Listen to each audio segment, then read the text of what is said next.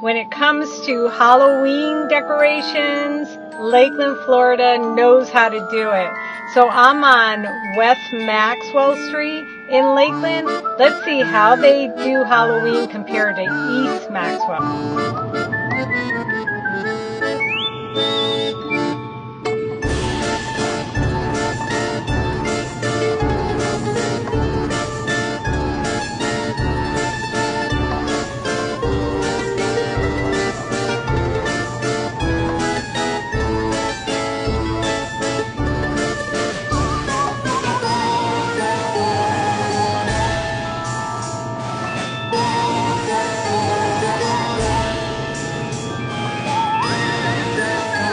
Okay, so that's how West Maxwell does it. Let's see how East Maxwell does.